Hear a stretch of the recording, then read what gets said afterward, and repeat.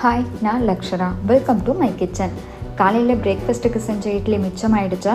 அதை வச்சு என்ன பண்ணலான்னு யோசிச்சுட்டு இருக்கீங்களா? இது உங்களுக்கான ரெசிபி தாங்க. எப்படி செய்யலான்னு பார்க்கலாமா? ஒரு பாத்திரத்தில் தண்ணி எடுத்துக்கிட்டு அதில் இட்லியை சேர்த்துக்கிட்டு ஒரு 5 நிமிஷம் ஊற வச்சுக்கலாம். இப்போது இட்லியை எடுத்து அதில் இருக்க தண்ணியை பிழிஞ்சிட்டு ஒரு பவுலில் இட்லியை பொடியாக உதுத்துக்கலாம். இதே மாதிரி எல்லா இட்லியும் உதுத்து எடுத்துக்கலாம்.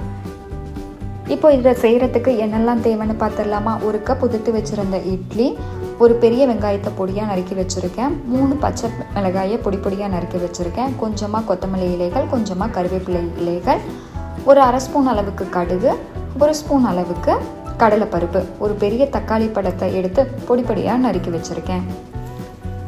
இப்போது ஸ்டவ்வில் ஒரு கடாயை வச்சு அதில் எண்ணெயை சேர்த்து எண்ணெய் சூடான உடனே நம்ம எடுத்து வச்சுருக்கிற கடுகையும் கடலைப்பருப்பையும் சேர்த்து பொரிய விட்டுக்கலாம். இப்போ இது கூடவே எடுத்து வச்சுருக்கிற கருவேப்பிலையை சேர்த்துக்கலாம். பச்சை மிளகாயும் சேர்த்து நல்லா வதக்கி விட்டுக்கலாம்.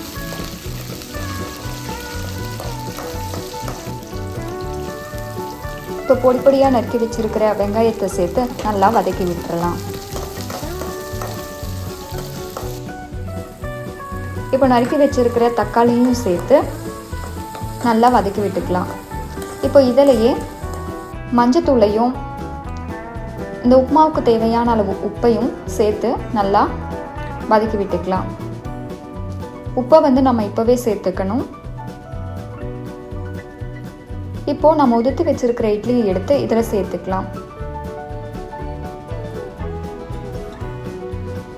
இப்போ இதை நல்லா கலந்து கொடுக்கணும். மெதுவாக கொஞ்சம் கொஞ்சமாக கலந்து கொடுக்கணும்.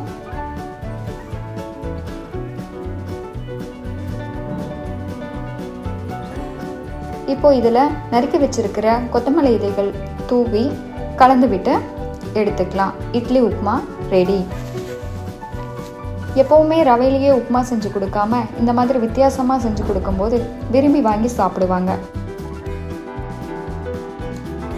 இதோட டேஸ்ட்டு ரொம்பவே சூப்பராக இருக்கும். தேங்க்யூ.